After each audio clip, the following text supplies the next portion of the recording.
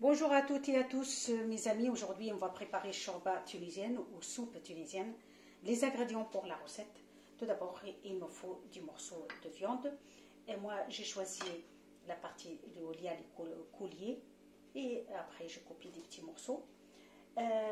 Il me faut de pois chiches, de l'oignon. L'équivalent, moi, je prépare pour 5 personnes.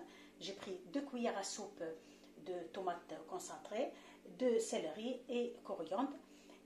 Voilà un demi, à peu près un verre comme ça d'huile d'olive. Vous pouvez mettre d'huile végétale et de la shorba, c'est langue d'oiseau. Et les épices, alors il me faut de ras el hanout, poivre noir, sel, de l'ail et curcuma et paprika. Voilà tout ce qu'il faut pour préparer notre shorba tunisienne. مرحبا بكم اصحابي وحبايبي. اليوم باش نحضروا شوربه تونسيه 100% 100% شوربه تونسيه. شنو يلزمنا للريسيت هذه؟ يلزمني مرصوات نتاع اللحم، ومستحسن يكون الكرومه نتاع العلوش باش تجيكم الشوربه بنينه. مستحسن ديما كي تاخذوا باش اللحم العلوش ولا لحم اي لحم فيه العظم. قصيت مرصوات كيف اللحم جويتين، وخذيت الحمص، البصل، ومغرفتين نتاع طماطم مرحيه، والكرافس والقزبر كويس نتاع زيت زيتونه، وما يكونش ياسر ما تكثروش زيت زيتونه، ما تكثروش.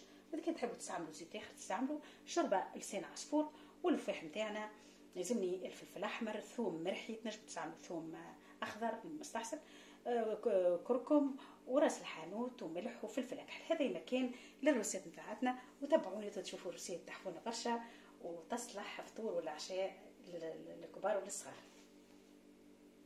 اول حاجه نعملها ناخذ الكوكوط نتاعي.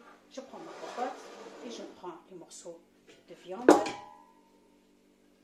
et un verre d'huile d'olive. On va le faire revenir sur le feu avec les oignons.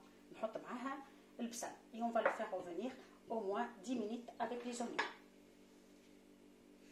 نحط الطماطم كونسونطري نتاعي، ناخذ طماطم مرحيه والبصل، هذوما 3 نقلوهم بالزيت مع الزيت حتى البصل نتاعنا يذوب. Voilà, on va le mettre sur le feu et en même temps je mets ma casserole avec l'eau parce qu'après on va mettre de l'eau bouillante. نسخن كاسرونه ماء بحذا الكاسرونه الكوكوط نتاعي باش نمرق بها. نصيحه اخرى، اذا كان مش نقلو ساعات انا ما نحبش القليان برشا، وما اذا كان نحبوا باش نقلو التطيب نتاعنا نقلو ديما البصل والزيت مع بعضهم والطماطم، ومن بعد ما نمرق نحط اللفاح نتاعي، خاطر راهو اللفاح اذا كان تقلوه راهي تنحى البنه نتاعو والمفعول نتاعو. Voilà mes amis, je le fais revenir sur le feu, juste tomate et l'oignon et d'huile d'olive, c'est tout. Les épices, on va le mettre lorsque je mets l'eau bouillante. Il ne faut pas le mettre maintenant.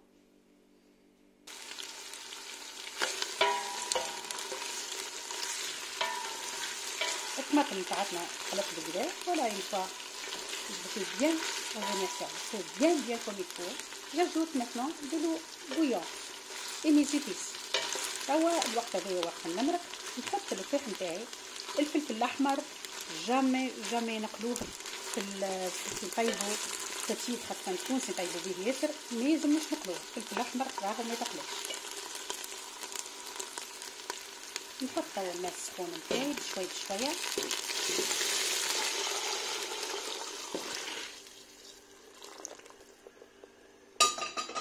ونزيد اللفاح توا. Voilà, maintenant j'ajoute mes épices.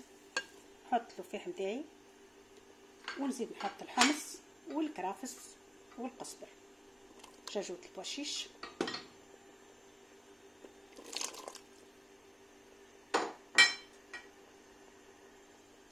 j'ajoute céleri, coriandre et je ferme ma cocotte pendant 20 minutes.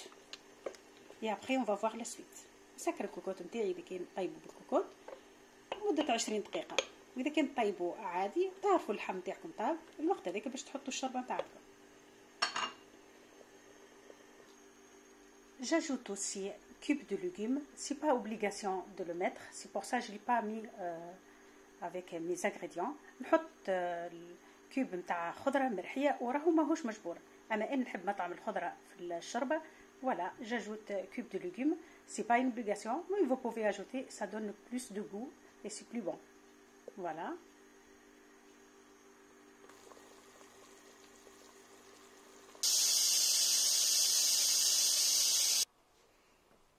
Voilà, الشوربه محسوب طابت.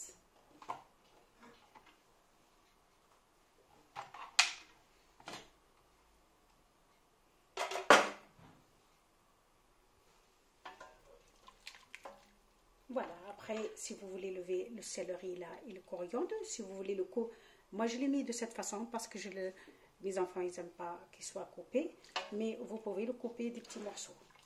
نجموا الكرافس والقزبر تقصوهم مرصوصات صغار وتحطوهم. انا ما نحطهمش بالطريقه خاطر مولادي ما يحبوش وكاو. نحطوا الشوربه نتاعي، جاجوت لي كريم دونك سو et je le mets sur le feu pendant 10 minutes à peu près. نحطها مدة 10 دقائق على النار مرة أخرى.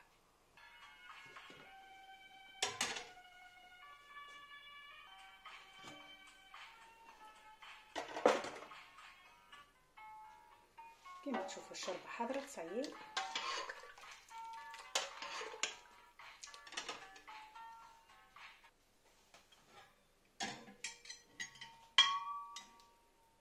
الشوربة تاعتنا حاضرة تحفون الاخر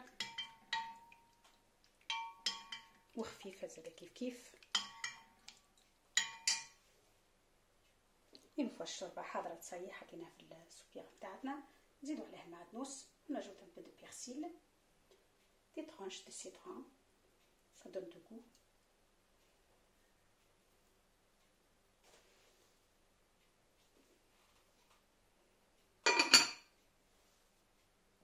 وكما تشوفوا اصحابي وحبايبي الشوربه بتاعتنا حضرت.